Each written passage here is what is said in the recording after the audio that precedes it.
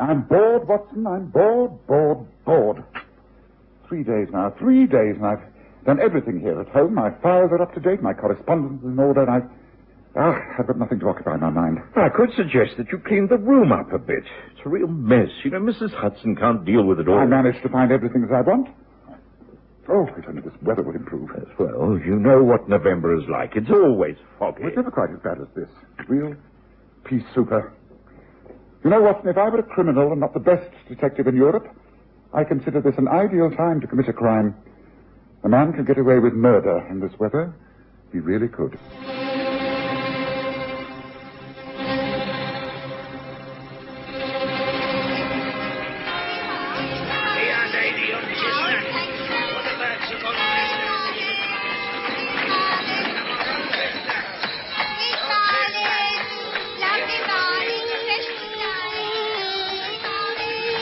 We present the stories of Sherlock Holmes.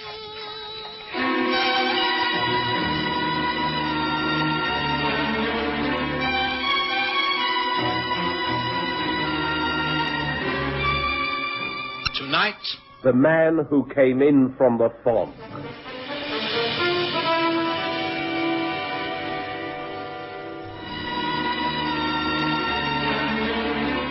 For a whole week now, the fog had enshrouded London like a thick white blanket. It was quite impossible to get out and about. In these circumstances, Sherlock Holmes was not an easy person to share rooms with. Oh, quite extraordinary, Watson. Even the newspapers have little to report. Oh, wait a minute. There is something here. Strange that it should be hidden away like this. Oh, well, what is it, Holmes? A convict has escaped from Spotsford Infirmary. Oh, well, it's not a hospital or a prison. It's a mental institution, isn't it? I distinctly remember it as a place where they put prisoners whom they think are unbalanced, a sort of criminal asylum. Yes, it's situated just outside of Winchester. I remember now. I had a patient who ran foul of the law and was sent there. What a miserable fate. Oh, what does it say, Holmes? Well, I'll try to be brief. It's reported that Conrad Muller, an Austrian convict, made a daring escape from Spotsford Infirmary a few days ago. It's believed that he's now in London. Reliable sources say he's been seen in the district of Paddington Station 2 nights ago. He's a large man, 6'2" in height, fair hair, blue eyes, bushy moustache. Speaks good English. He's reported to be dangerous, and anyone seeing this man is requested to report his whereabouts to the nearest police station. Well, doesn't it say what he was convicted for, or how long the sentence was? No, that's all. Curious. Well, I confess I should be extremely puzzled as to how to go about tracing that man. As I've said, in these foggy conditions, it's practically hopeless. Of course, he'll be in hiding. He'll seek the company of men who speak his own language. Wales Court has a very large percentage of German-speaking people. Yes, I've tried the cheap restaurants in that area, but... Oh, well, I'm not in charge of the case. I shall leave it all for our old friend, Inspector Thorne. There's nothing for it but to settle down by the fire, smoke a pipe or two, and practice on my violin. Here, Watson, you take the paper. Oh, thank you. There's news of another Austrian. The famous pianist Greta Bramstein is to hold a recital at the Kingsway Hall. Program of Chopin, Brahms, and Mozart. That should be quite delightful. Shall we try to obtain tickets, Holmes? Yes, why not? We'll give us something to look forward to. Excuse me, sir, but would it be possible to spare me a few minutes? Yes, of course, Mrs. Hudson. What is it? Is something wrong? Not with me, sir. It's my brother, Fred. You remember. You've met him several times. He runs a sort of boarding house in the old Brompton Road. Well, he's walked here, all the way in the fog. Could you see him for a minute? Well, if he's walked all that way, how can I say no? Yes, tell him to come in. Right, thanks ever so. Fred, you can come up. Right, you are. Good morning, Mr. Holmes. Dr. Watson. I'm sorry to disturb you like this. No, not at all, Fred, not at all. Something must be worrying you. Come, take a seat by the fire. Would you like some coffee? It's still quite fresh. Oh, no, thanks. I'll just add some in the kitchen. Well, I'll clear the things away then. No, you don't be taking up too much of this gentleman's time, Fred. I'll be downstairs when you're finished. I've got a lot to do. Oh, things get so darn mucky in this weather. Well, now, Fred, What is it that you want to talk about? Well, it's a bit awkward, like. I don't quite know if it's worth wasting your time, but the fact is that, well, I run this boarding house, as you know. It's a very respectable place. The missus started it when she passed on. Rest her soul. I took over. I've been at it for some years now. It suits me. I'm no longer young, and it gives me something to do, and it pays me way. Well, a couple of nights ago, I answered the door. It was a young man standing there. You say that you have no vacancy, sir. Sorry, we're full up. We've been for some weeks. Who put you on to me? Oh, the cafe at the end of the road. They said you took in boarders. Well, I'd like to be able to help you. The fact is, well, you seem in rather a bad way. I'm quite desperate. I have money. I can pay in advance. I will accept anything just for a few days. Well, there is a top room, a sort of attic. I can't say it's all that comfortable, but I suppose I could put a trestle bed up there. Yeah? There's not much space to hang things. Well, I have very little. Just this one suitcase and my violin. That is all my luggage. Ah, a musician, are you? Yeah, that is correct. Then I can get an engagement. Please do consider renting me that attic room. Well, look, come through to the back parlour and have a cup of tea with me. The kettle's on. Then, if you'd like to take a deco at the attic, come along. This way. Thank you very much. You are very kind. As I say, the attic's small, but it's clean enough. It won't let in the rain. We'll have to give you plenty of blankets. That's all. In here. Oh, Laura. You're already getting the tea, are you? Good girl. This is our star boarder, Laura Knight. She gives me a hand all the time. Real treasure she is. Laura, this is... Oh, I don't think you gave me your name, did you, young fella? Oh, it is Karl Mannheim. Karl Hans Mannheim. I'm very pleased to meet you, Miss Knight. Do come in and have some tea. I have chairs there by the fire. Thank you. She'll be ready any minute. Carl's looking for a place to lay his head for a bit, Laura. I've told him that we're full up, but I'm going to take a look at the attic, see if we can't fix him a bed up there. Just temporary, like. Well, if I can help in any way. Oh, no. Just you stay here and give him some tea and toast, and I'll trot on up and see what can be done. Might have to ask you to give me a hand with the bed, Carl, but... Oh, yeah. In this weather, you simply can't stay out in the streets, can you? It shan't be all that long. Just make yourself at home. Well, now, Mr. Holmes, I just left them there and went about my business, but I had a strange feeling, a premonition, I suppose you could call it. It was as though those two young people had met each other before. Oh, I can't explain it. Anyway, to cut a long story short, this fellow Carl took the attic room and everything seemed fine. Other boarders don't take much notice of him, perhaps on account of him being a foreigner. But then I happened to pick up a newspaper where I read about this fellow's escape from a loony bin. It's very odd, but you see, the description of the man from Spotswood Infirmary and this Austrian bloke, well, they fit. Carl is large and blonde, blue eyes. Well, I don't know. Perhaps I shouldn't be thinking this, but it worries me. Yes, I suspected you to say something like this. Tell me, is there no other means of identifying this man? Well, not that I can tell. You see, he's paid up money in advance. He's quiet and well-behaved. I really have no complaints, but, well, if he is this bloke Conrad Muller, the escaped convict, well, I don't want him living in my house, and I don't want him hanging around a nice girl like Laura Knight. Now, what do you think I should do? I think you should leave the matter in my hands. Now go home and carry on as though you had no suspicions. I'll see to the rest. That's a promise. Holmes appeared not to let Fred's visit disturb him at all, but it did give him something to think about. He relaxed in his comfortable chair with his favourite pipe, unlit, clenched between his teeth, when Inspector Thorne of Scotland Yard was shown in. Thorne was obviously upset and came straight to the point. We almost got him, Holmes. Split-second timing. If it hadn't been for this blasted fog, we should have got him. I take it that you're talking about the escaped convict, Conrad Muller? That's right. We had a tip-off from the Boltons near Earl's Court. A foreigner answering to Muller's description was acting very furtively. I got some men down there, and the fellow made a dash for it. One of our fellows caught up with him. He picked a brick out of the gutter and clobbered him over the head. Blood all over the place. I don't doubt that it was Muller. Big and blonde. So near and yet so far, eh? Bolton's pub. That's Earl's Court, isn't it? That's right. Well, at least you know that he is in London and in that area. Yes. But he must know now that we're on to him, so he'll be extra careful. You got any ideas, Mr. Holmes? No, not at the moment, Thorne. There's not enough data. I cannot work without facts. I do not go on vague impressions. I've told Watson that the area I should search would be that of Earl's Court on the Old Brompton Road. You know that is where this man must be hiding. Now, get your men down there and hope for the best. That's all I can advise at the moment. Sherlock Holmes never worked on instinct, but lots of people do. Women more than men. And one woman who realized that things were not as they appeared was Laura Knight, Fred's favorite boarder.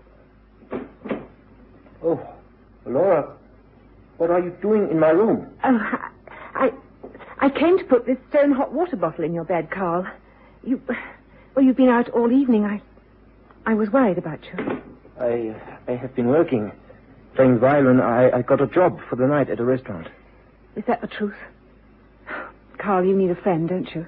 I know you do, and there is something wrong, dreadfully wrong. Won't you tell me what it is, Carl? Won't you tell me everything? The fog lifted slightly overnight. It was still bitterly cold, but traffic managed to quicken, and I was able to make my morning calls. When I returned, about midday, I found Sherlock Holmes hard at work. His desk was covered with papers, journals, and timetables. He appeared quite unconcerned about the mess he was making. Mrs. Hudson bustled in with a luncheon tray. Oh, Dr. Watson, I didn't know you'd be back. I've just got Mr. Holmes some light lunch. Liver and bacon. Do you want some? It won't take a minute. You can have mine, Mrs. Hudson. I'm not hungry. Oh, well, that says enough for the two of you. Here you are. Oh, and there's a gentleman to see you, Mr. Holmes, and Mr. Cartwright. Wouldn't state his business, but he's in a bit of a hurry. Oh, then show him in, Mrs. Hudson. Show him in. Very good. But I do think food comes first in this sort of weather. Just hold on a minute. Come this way, please, sir. Thank you. Thank you very much. Thank you.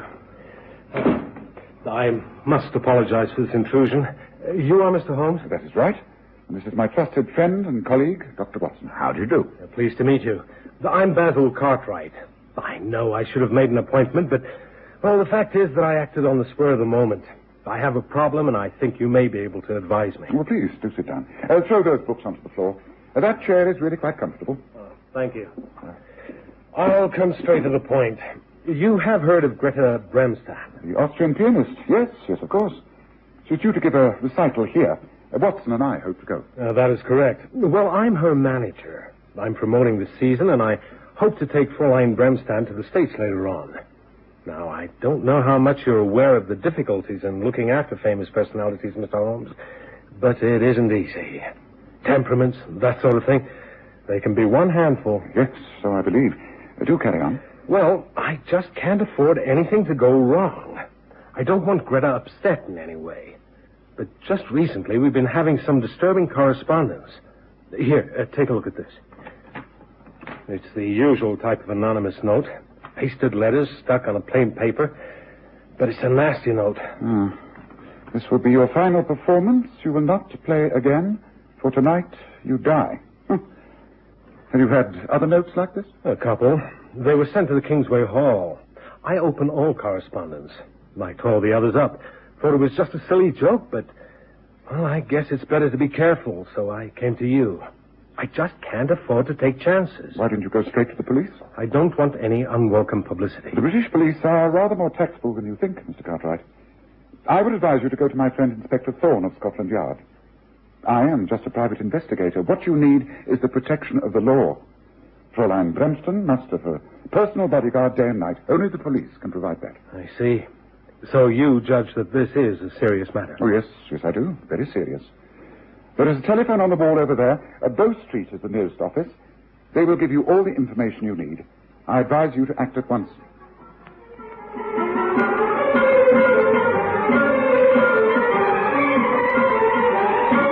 Holmes never ceased to surprise me. The moment Cartwright had made his call, Holmes ushered him out of our rooms and then began to dress in his warmest things.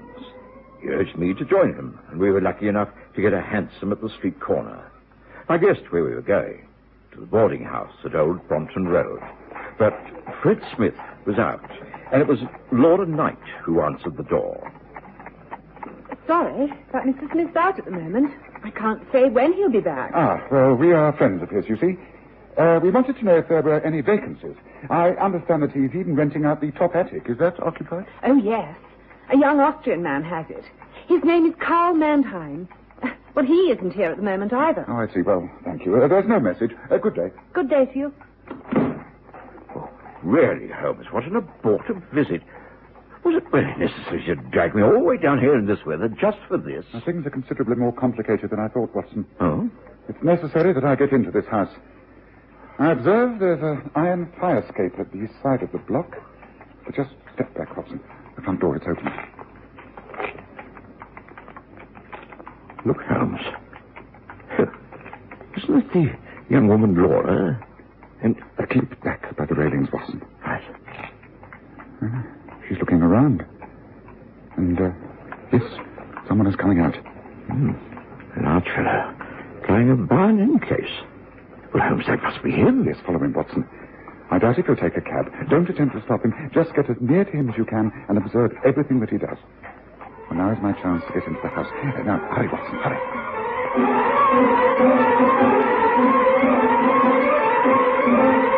I did exactly as Holmes instructed. I hurried forward, and for some time I managed to keep him in sight. He was an easy man to follow, and the only one in the street who was carrying a violin case. But at the corner of Brompton Way, he suddenly disappeared. I couldn't be sure if he had taken a horse bus or vanished down a side street, but I lost him.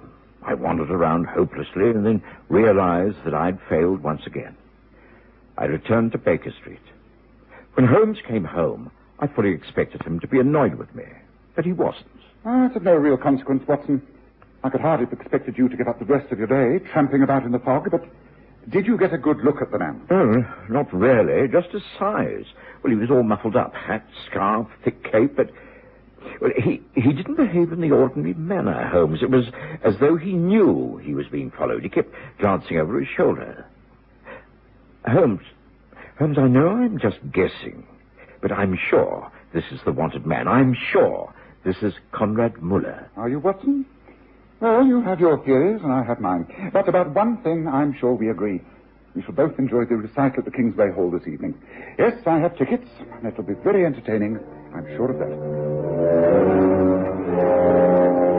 I have never been able to understand the strange changes of moods which Holmes often indulged in. But I knew better than to question him. I finished all my work and was happy to join him at Kingsway Hall. And there was a vast crowd outside. Holmes, there's a vast crowd here. We have our tickets. Why wait outside? Look, they're queuing right round to the stage door. Yes, I know, Watson. That's what I'm interested in. Yes. Listen. Yes, that's what I wanted to know. See, Watson? See? What, the busker entertaining the queue? Oh, Holmes, you don't think... Everything will be all right now until after the performance. Patience, Watson, patience. Come, we shall go inside and enjoy ourselves.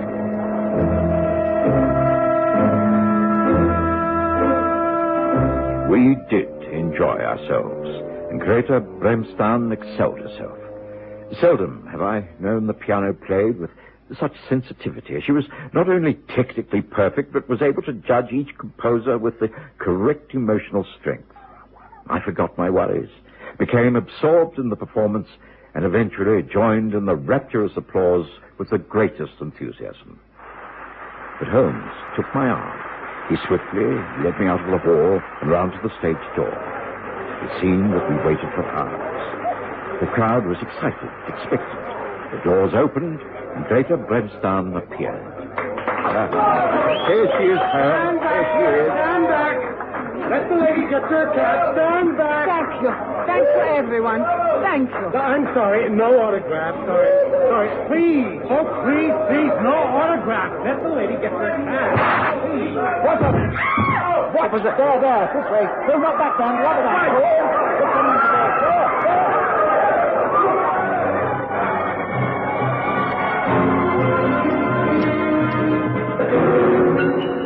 All was utter confusion. No one knew what was happening.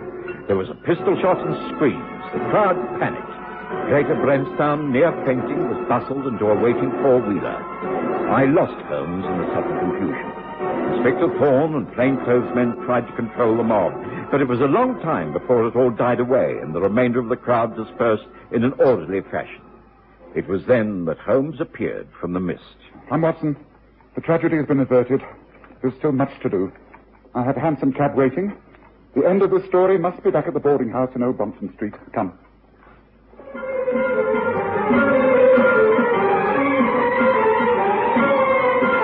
It was clear that an attempt had been made on the life of the famous Austrian pianist. Who was responsible was not known. I followed Holmes quite blindly, but realized that Inspector Thorne's men were also with us. When we reached the house, Fred Smith seemed quite bemused. But everyone's asleep, Mr. Holmes, fast asleep. There was a deal of trouble a little earlier, but nothing to bother about. The man Carl Mannheim and Laura Knight, they are in their rooms? Yeah, I suppose so. Look, I don't want no trouble. You won't get any. Just do as I say. Now, let's go up to the top attic. You understand? I promise you there will be no trouble. Carl, is everything going to be all right? Yes, no need to worry. Oh, I'm so sorry. I have tried to help. You have been wonderful to me, Laura. I shall never be able to repay you. Oh, you don't have even to think about it. But how is it that you knew? You guessed, didn't you? I think so. I don't know. I just knew that you were in trouble and that you needed someone. Thank you. Thank you, Laura. He is waking. There will be no more trouble tonight. And in the morning, well, you must leave that to me. Now go to your own room. Try to sleep. We'll talk again later. Please go. I'm so sorry to interrupt. But believe me, this is the best thing. You have to face facts. Your brother must be handed over to the police. You realize that, don't you?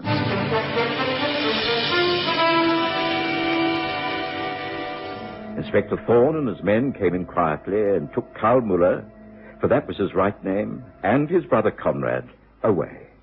Holmes managed to calm Laura Knight and assured Fred Smith that his boarding house would be kept out of the news. Later, back in our rooms in front of the fire, he explained. You see, Watson, I had an idea that the two Austrian cases were linked together.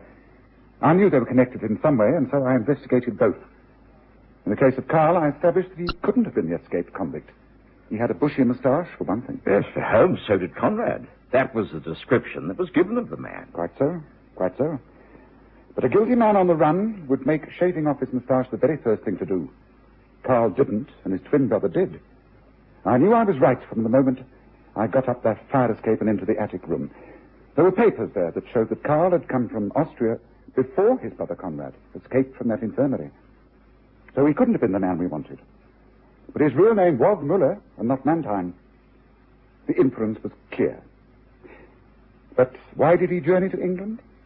Because he had a twin brother, and because he knew Fräulein Greta Bremston was about to perform here. You see, it all fits. Every little link. You'll find that many years ago, Greta Bremston was engaged to be married to Conrad Muller. She left him because of her career. At least, that's what the embittered, neurotic man thought. He had brain fever.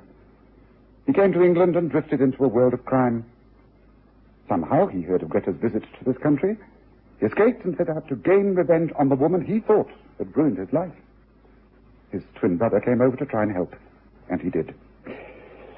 Well, thank goodness that no one has been hurt by all this. Perhaps some good may come out of it. Laura Knight may help.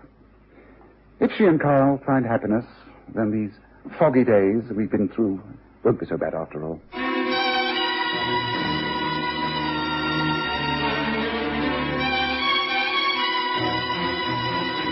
Listen again next Sunday to The Stories of Sherlock Holmes, with Graham Armitage as Holmes and Kerry Jordan as Dr. Watson.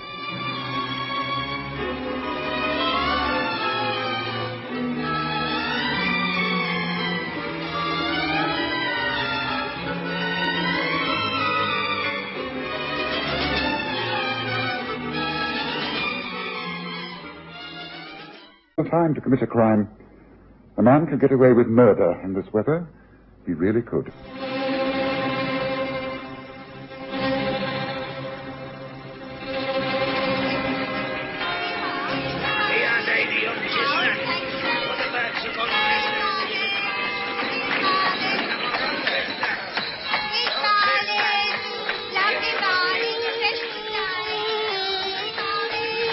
We present the stories of Sherlock Holmes. Even the newspapers have little to report. Oh, wait a minute. There is something here. Strange that it should be hidden away like this. Oh, well, what is it, Holmes? A convict has escaped from Spotsford Infirmary. Oh, well, it's not a hospital or a prison. It's a mental institution, isn't it? I distinctly remember it as a place where they put prisoners whom they think are unbalanced, a sort of criminal asylum. Yes, it's situated just outside of Winchester. I remember now, I had a patient who ran foul of the law and was sent there. Oh, what a miserable fate. Oh, what does it say, Holmes? Oh, well, I'll try to be brief. It's reported that Conrad Müller, an Austrian convict, made a daring escape from Spotsford Infirmary a few days ago. It's believed that he's now in London. Reliable sources say he's been seen in the district of Paddington Station 2 nights ago. He's a large man, 6'2" in height, fair hair, blue eyes, bushy moustache. Speaks good English. He's reported to be dangerous, and anyone seeing this man is requested to report his whereabouts to the nearest police station. Well, doesn't it say what he was convicted for, or how long the sentence was? No, that's all. Curious. I'm bored, Watson. I'm bored. 3 days now. And I've done everything here at home. My files are up to date. My correspondence is in order. And I've got nothing to occupy my mind. I could suggest that you clean the room up a bit. It's a real mess. You know, Mrs. Hudson can't deal with it all. I managed to find everything as I want. Oh, if only this weather would improve. Yes, well, you know what November is like. It's always foggy. It's never quite as bad as this. Real pea souper. You know, Watson, if I were a criminal and not the best detective in Europe, I consider this an ideal...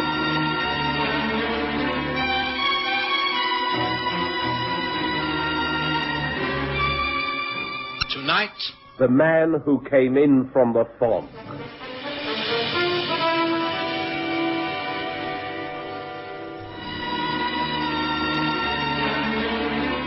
For a whole week now, the fog had enshrouded London like a thick white blanket. It was quite impossible to get out and about. In these circumstances, Sherlock Holmes was not an easy person to share rooms with. Oh, quite extraordinary, Watson.